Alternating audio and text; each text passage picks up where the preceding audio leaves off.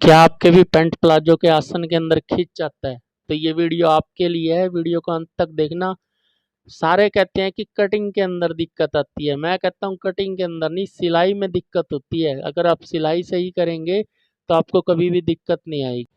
तो पैंट का फ्रंट जो है, पैंट के फ्रंट के ऊपर आपने जो निशान लगाया है आसन का, यहाँ तक आपने इसको सिलाई लगानी है। यहाँ से भी 1.5 इंच का गैप छोड़कर आपने बैक के ऊपर भी सिर्फ यहीं तक आसन की सिलाई लगानी है। अब दोनों सिलाई आपकी लग चुकी हैं। अब आपने बैक के ऊपर ऐसे फ्रंट को रखना है। ये फ्रंट है आपका और बैक है। जो फ्रंट है उसके ऊपर पॉकेट लगेगी, तो ऊपर से आपने कम से कम भी इसको 13 से 14 इंच का गैप छोड़कर सिलाई लगानी है। ये सारी सिलाई आपने नीचे तक लगानी है। दूसरी साइड के ऊपर अब आपने ऐसे ही इसकी सिलाई लगानी है। और ये जो सिलाई लगानी है आपने इसके अंदर गैप छोड़ना है। इस साइड पर लगेगी चैन, 6 इंच का गैप छोड़कर आपने सिलाई लगानी है। अब आपने पॉकेट जो लगानी है उसके लिए आपने पैंट प्लाजो का फ्रंट का पीस लेना है। ऊपर से 2 इंच का गैप छोड़ना है, फिर 6.5 इंच का गैप छोड़ना है। अब आपको पैंट प्लाजो की पॉकेट काटनी है। तो 6 इंच की आपने ब्रॉड काटनी है और ऐसे क्रॉस बनाना है। और 14.5 इंच का पीस आपने इसका लंबा काटना है और 6.5 इंच का फिर से ब्रॉड काटना है।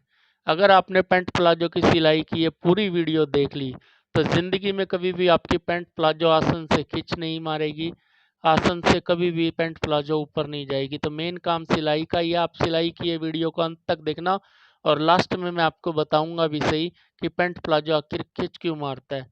तो अब पॉकेट के आपने नीचे सिलाई लगा लिया। अब इस पॉकेट को आपने पलटी मार देना है। पलटी मारने के बाद में पॉकेट का आपने ऊपर वाला पीस लेना है और ऊपर वाले पीस को आपने ऐसे रखना है।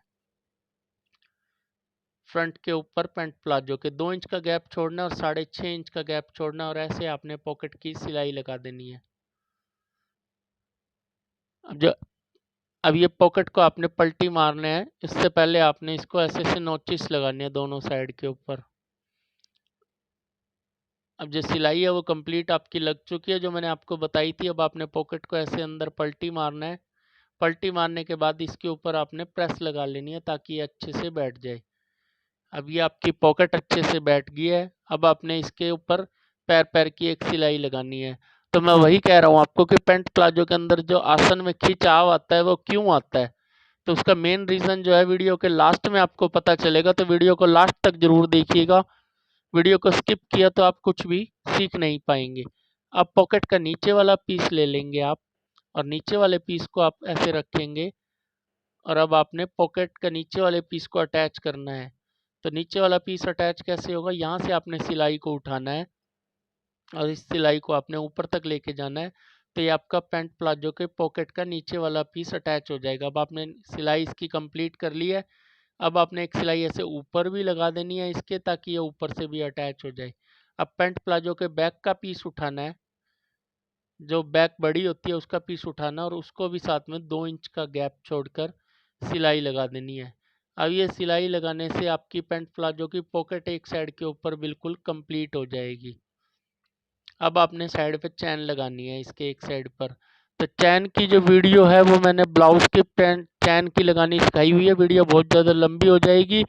मैं इसका डिस्क्रिप्शन में लिंक दे दूंगा कि चैन कैसे लगाई जाती है। तो आप चैन लगाने की वीडियो वहाँ से आसानी से सीख सकते हैं। तो ये आपकी पैंट प्लाजो की चैन एक साइड पे, अंडरग्राउंड चैन कैसे लगती है, इनविजिबल चैन कैसे लगती है, तो आप सीख जाएंगे। तो इनविजिबल चैन एक साइड पर लग गई आपकी, एक साइड पे आपकी पॉकेट लग गई है। मेरा हाथ थोड़ा सा भारी है इसलिए मेरा हाथ जा रहा है। और लेडीज़ का हाथ जो है थोड़ा हल्का होता है, तो वो 6.5 इंच के गैप के ऊपर आसानी से चला जाता है। और दूसरी साइड के ऊपर मैंने ये पॉकेट लगा दी है। अब आपको यहाँ तक समझ में आ गया होगा। अब आपने इसको उल्टा करना है वापिस। मैंने अभी सीधा करके आपको दिखाया हुआ था। अब आपने नीचे से इसका फट्टा मोड़ना है। तो निशान आपने 3 इंच के गैप का लगाया ही हुआ है। नीचे निशान आपको नज़र आ रहा होगा। इसको आपने ऐसे फोल्ड करना है और इसके बाद में एक और फोल्ड करना है। अब इसके ऊपर आपने किनारे की सिलाई लगानी है या आप इसके ऊपर प्रेस लगाकर हेमिंग भी कर सकते हैं। जो आपकी मर्जी है आप वही कर सकते हैं। अब ये सिलाई आपकी लग चुकी है। 6.5 इंच की आपने मोरी रखनी है और 1.5 इंच का गैप आपका बचा है, तो सारा 1.5 इंच का गैप जो है, इसी 1.5 इंच के गैप में आपने एक साइड से सिलाई लगानी है। सेम ऐसे ही पैटर्न आपने, क्योंकि आपके दोनों पैर जो हैं वो बराबर होने चाहिए, तो 6.5 इंच की आपने मोरी रखनी है। और साइड से जो आप मार्जिन माप लेंगे, इसका 1.5 इंच का है, तो 1.5 इंच का मार्जिन आपने सारा छोड़ना है। अब ये जो सिलाई आपकी, ये सिलाई आपने कंप्लीट करनी है, लेकिन अभी आसन की सिलाई आपकी कंप्लीट नहीं होगी इसके अंदर भी। तो ये सिलाई कंप्लीट करने के बाद में अब इसकी बेल्ट काट लेते हैं। 3 इंच का मार्जिन छोड़ना है बुकरम में, 1.5 इंच की बुकरम की पट्टी काट लिया, और 36 कमर है तो 18 इंच का निशान लगाना है। तो ये पीस कट हो जाएगा आपका 21 इंच का। 18 और 3 21। अब आपने सेंटर में इसके एक टुक्का लगा लेना है 9 इंच के गैप के ऊपर, और एक टुक्का लगाना है आपने इसका 3 इंच का गैप जो हुकाई के लिए छोड़ा है उसका। अब 9 और 9 18 इंच का आपका ये बुकरम का पीस हो गया। अब आपने बुकर इसके लिए, बेल्ट के लिए और पीछे लास्टिक के लिए आपने एक पीस कट करना है। इसकी जो लंबाई है वो आप फालतू रख लीजिएगा कपड़ा देखकर, और इसकी जो ब्रॉडनेस है वो आपने 4 या 4.5 इंच की रखनी है। तो जो मार्जिन का पीस है आपका वो एक्स्ट्रा रखना है आपने, बाद में आपका ये पीस निकल जाएगा। अब इसके ऊपर आपने जो आपने बुकरम का पीस कट किया था उसको आपने चिपकाना है। तो प्रेस लगा के आप इस पीस को अच्छे से चिपका लीजिएगा।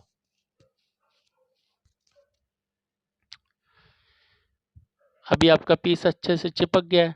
अब जो एक्स्ट्रा मार्जिन है वो आपने कट कर देना है इसके साथ से। दोबारा से एक बार प्रेस लगा लीजिए ताकि अच्छे से बैठ जाए। अब आपने इसको एक बार ऐसे फोल्ड करना है, और इसके ऊपर आपने दोबारा प्रेस को चलाना है। अब आपने इसको ऐसे पलटी मारना है, ऐसे पीस को। अब इसके ऊपर आप अच्छे से प्रेस बिछा लेंगे, प्रेस चला लेंगे। अब आपने इसको ऐसे फोल्ड करना है और इसको बिठाते जाना है। अब आपकी आगे की बेल्ट की पट्टी बनकर तैयार हो चुकी है।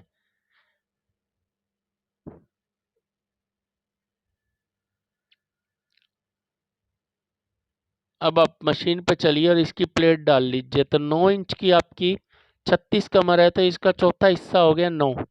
अब 9 इंच का ये हो गया आपका, और आपका मार्जिन जो है वो 1.5 इंच का है, तो 1.5 इंच की आपकी प्लेट डलेगी। 4 इंच के गैप के ऊपर सेंटर से प्लेट डलती है आसन की सिलाई से 4 इंच के गैप पे, और 4.5 इंच की लंबी प्लेट होती है। सेंटर में निशान लगाएंगे, एक निशान इधर लगाएंगे, एक निशान इधर लगाएंगे। इसी तरह से बैक कर लेंगे इसकी, और दूसरी साइड के ऊपर भी सेम ऐसे ही निशान लगाना है आपने। 4 इंच का आपने गैप लेना है, और नीचे आपने इसके निशान लगाना है 4.5 इंच का। आपकी पॉकेट हल्की सी अगर अटैच में आती है तो पॉकेट के ऊपर वाली सिलाई हल्की सी आप खोल लीजिएगा। अब आप ये प्लेट डाल लीजिए इसके ऊपर। प्लेट को ऐसे क्रॉस करके डालना है, और प्लेट डालने के बाद में इसको एक बार प्लेट के ऊपर अच्छे से प्रेस जरूर लगा लीजिएगा, जिससे आपकी प्लेट अच्छे से बैठ जाएगी और इसकी पैंट प्लाजो के अंदर फिनिशिंग आएगी आपकी बहुत। अब दोनों साइड की आपकी प्लेट की सिलाई कंप्लीट हो चुकी है। अब आपने क्या करना है, इसका बेल्ट का पीस लेना है, और ये देखिएगा ये प्लेट का निशान है और ये सेंटर आसन का निशान है, और आसन के निशान से ये 9 इंच का निशान आपका कंप्लीट हो रहा है। तो जो बुकरम है उसके आगे जो आपने पैर का मार्जिन छोड़ा था, उसी पैर के मार्जिन के ऊपर आपने सिलाई लगानी है बुकरम के बिल्कुल जड़ के अंदर।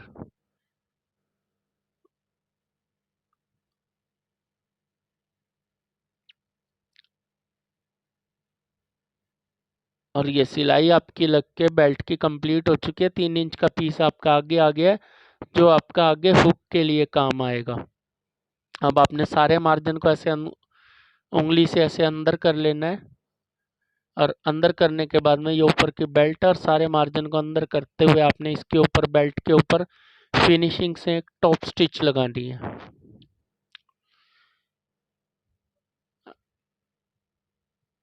तो ये सारा मार्जिन आपका अंदर होता जाएगा। प्रेस से आपने इस पीस को बिठाया हुआ है और इसकी सिलाई आप कंप्लीट कर लीजिए फटाफट से।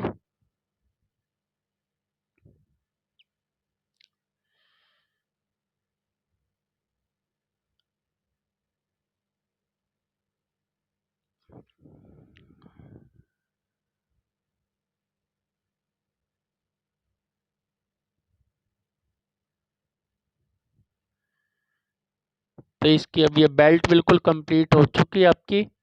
अब आपने इसकी ऊपर एक और किनारे की सिलाई लगा लेनी है। अब ये किनारे की सिलाई भी आपकी कंप्लीट हो चुकी है।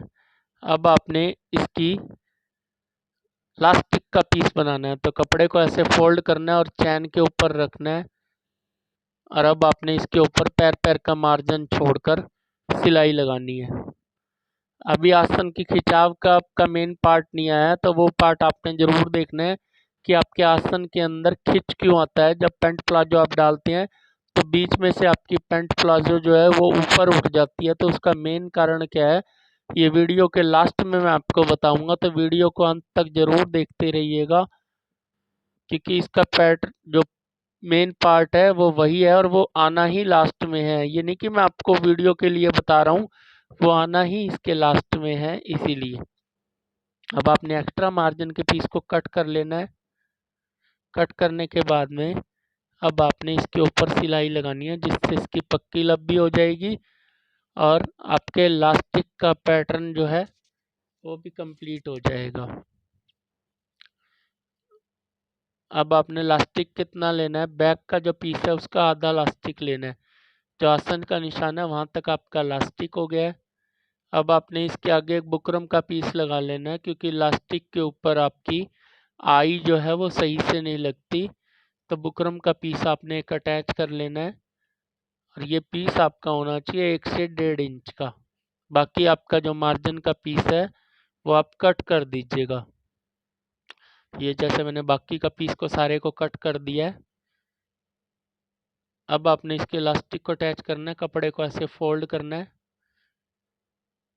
और इसके ऊपर पहले एक पक्की सिलाई लगा लेनी है, जिससे आपका ये इलास्टिक जो है यहाँ से हिलेगा नहीं और आपका इलास्टिक सेट बैठ जाएगा बिल्कुल। और यहाँ पे इसको पक्का कर लीजिएगा। अब एक्स्ट्रा धागों को कट कर देना है। अब आपने इलास्टिक के आगे वाले पीस को लेना है, जो चैन के ऊपर लगा हुआ है इसको भी ऐसे फोल्ड करना है और फोल्ड करने के बाद में इसको ऐसे डबल फोल्ड करना है। और डबल फोल्ड करने के बाद में इसके ऊपर पहले एक पक्के की सिलाई लगानी है। इस सिलाई को आपने आगे तक लेके जाना है चैन तक, और इस सिलाई को यहीं पे कंप्लीट करके अब आपने इस सिलाई को ऊपर लेके जाना है। तो ये अब आगे से भी आपकी पक्की हो गई है।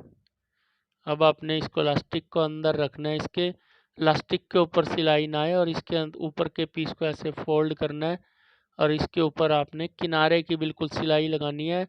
ध्यान रखिएगा कि सिलाई इलास्टिक के ऊपर बिल्कुल नहीं आनी चाहिए। तो आप इसी तरह से सारी सिलाई को कंप्लीट कर लीजिए।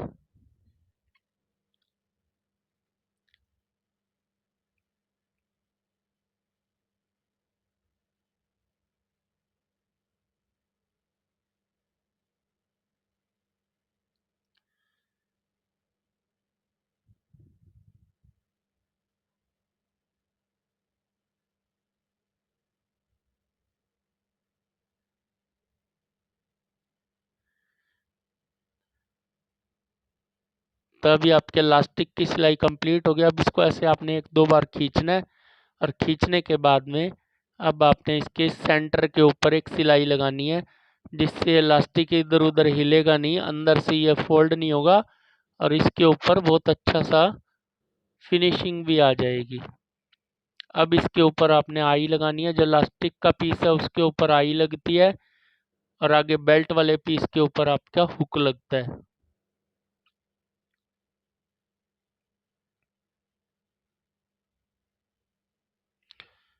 अब आपने जो आगे का 3 इंच का पीस था इसको ऊपर आपने हुक लगाना है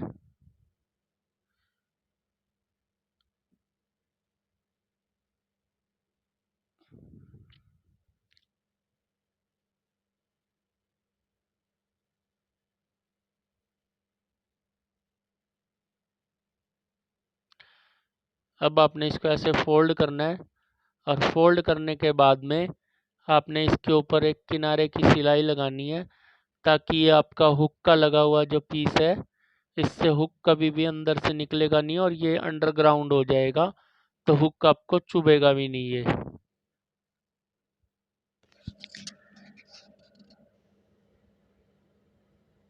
अब आपका ये हुक भी कंप्लीट हो गया। अब आ जाएगा इसका मेन पार्ट, जिस पार्ट के लिए मैंने आपको अभी तक रोक के रखा।